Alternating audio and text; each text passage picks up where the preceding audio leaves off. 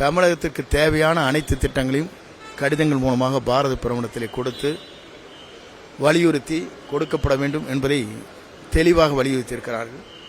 மேகதாது அணையை பொறுத்தவரையிலும் கட்டக்கூடாது என்பதிலே தெளிவாக நம்முடைய முதலமைச்சர் இருக்கிறார். நம்முடைய குரலை, தமிழ்நாட்டுடைய குரலை சரியான முறையிலே எங்கே எடுத்து சொல்ல வேண்டுமோ அங்கே எடுத்து சொல்லியிருக்கிறார். நீங்கள் இல்லை, உதயநிதி ஸ்டாலின் என்ன பேசியிருக்காரு உங்களுக்கு தெரியும். சட்டமன்றத்தில் அவர் எத்தனை மணிக்கு வருவான்னு தெரியும். 10:30 மணி 11 மணிக்கு தான் வருவார். உங்களுக்கு தெரியாதுல்ல. டெய்லி அந்த அட்டெண்டன்ஸ் லிஸ்ட்டை பாருங்கள். அவருடைய துறைக்கே முதலமைச்சர் ஸ்டாலின் தான் முதல்ல முன்மொழிஞ்சார். ஞாபகம் இருக்குங்களா? அவருடைய துறை இருக்கிற போது, அந்த துறையினுடைய டிமாண்ட் வரபோது முதலமைச்சர் முன்மொழிந்தார். அப்போ வரல, கேட்ட உடம்பு சொல்லிட்டீங்க. இதெல்லாம் அவர் சொல்லக்கூடாது. இல்லை, பொதுவாக எந்த குற்றங்களாக இருந்தாலும் விசாரித்ததுக்கு பிறகுதான் அதற்கான நடவடிக்கை துரிதமாக எடுக்கப்படும். வருகின்ற செய்தி வைத்துக் கொண்டு நான் எந்த கருத்தும் என்னால் சொல்ல இயலாது. இல்லை, கட்சி ரீதி மட்டுமல்ல, உண்மை என்று நினைத்தால் முதலமைச்சர் அதற்கான உரிய நடவடிக்கை மேற்கொள்வார்கள். இப்போதான் பெண் என்ற படை உருவாக்கி இருக்கிறார்.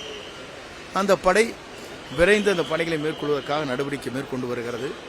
இதெல்லாம் படிப்படியாக ஒவ்வொரு இருக்கின்ற நிலைகளையும் நாம் மனதில் வைத்துத்தான் அந்த பணிகளை ஆற்ற வேண்டி இருக்கிறது.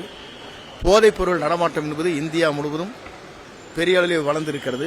அதை தடுக்க வேண்டும் என்பதுதான் அவருடைய நோக்கம். அன்றைக்கு உரையாற்றுவது தெளிவாக சொன்னார்கள். அதற்கு முழுமையான ஒத்துழைப்பு இங்கே பொதுமக்களாக இருந்தாலும் சரி, போதைப் பொருளை இளைஞர் மத்தியிலே எடுத்துச் செல்கிற யாராக இருந்தாலும் அதை தடை செய்ய வேண்டும், அதற்கான உரிய நடவடிக்கை மேற்கொள்ள வேண்டும் என்பதுதான் நம்முடைய முதலமைச்சருடைய கனவு. ஆகவே அதை படிப்படியாக நாம் நிறைவேற்றிக் கொண்டிருக்கிறோம்.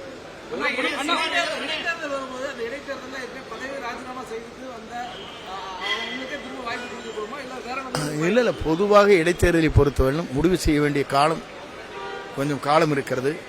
அதற்குள்ளே என்னால் பதில் சொல்ல இயலாது. ஆகவே அப்போது யாருக்கு அந்த இடத்தை வழங்குகிறார் என்பது நம்முடைய கழகத்தின் உடைய தலைவராக இருக்கிற, தமிழக முதலமைச்சராக இருக்கிற, மக்கள் கனவை நிறைவேற்றிக் கொண்டிருக்கிற அவர்தான் அந்த முடிவை மேற்கொள்வார்.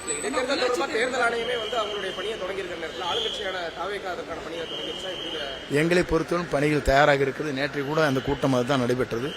சட்டமன்ற உறுப்பினர்கள் மாவட்ட செயலாளரோடு கலந்துரையாடி நாம் எப்படி களத்திலே பணியாற்ற என்பது, எல்லோருடைய இடத்திலும் சுமூகமாக பழக வேண்டும் என்பதும், எந்த கட்சியாக இருந்தாலும் அவர்களை அரவணைத்து செல்ல வேண்டும் என்பதுதான் எங்களுடைய நோக்கம். மக்களுக்காக பணியாற்றுவதற்கு எல்லோரும் இணைந்து அந்த பணிகளை மேற்கொள்ள வேண்டும் என்பதுதான் எங்களுடைய ஆற்றப்பட்டிருக்கிற அறிவுரை.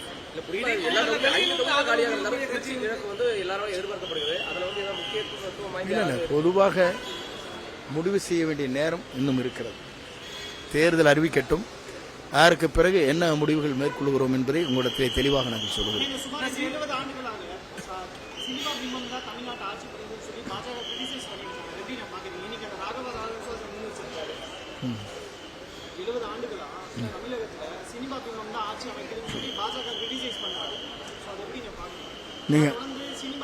இல்லை, சினிமா பெம்மை என்று சொன்னால் ஆந்திராவிலே துணை முதலமைச்சர் யார்?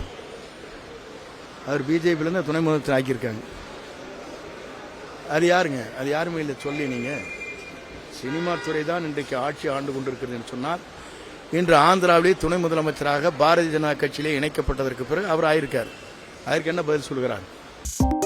2.92 கோடிக்கும் அதிகமான மக்களின் உள்ளங்களை வென்ற தந்தி டிவியின் டிஜிட்டல் தளங்கள், 1.31 கோடி யூடியூப் சப்ஸ்கிரைபர்ஸ், 48 லட்சம் ஃபேஸ்புக் ஃபாலோயர்ஸ், 33 லட்சம் இன்ஸ்டாகிராம் ஃபாலோயர்ஸ், 23 லட்சம் எக்ஸ் ஃபாலோயர்ஸ், 11 லட்சம் தந்தி ஆப் டவுன்லோட்ஸ், 30 லட்சம் வெப்சைட் மந்த்லி ஆக்டிவ் யூசர்ஸ், 16 லட்சம் வாட்ஸ்அப் ஃபாலோயர்ஸ். அசுரபலம் கொண்ட எங்கள் டிஜிட்டல் கரங்களில் உங்கள் விளம்பரங்களை சேர்க்க வாட்ஸ்அப் பண்ணுங்க. 8939888378. Email advttanditv@dttv.in.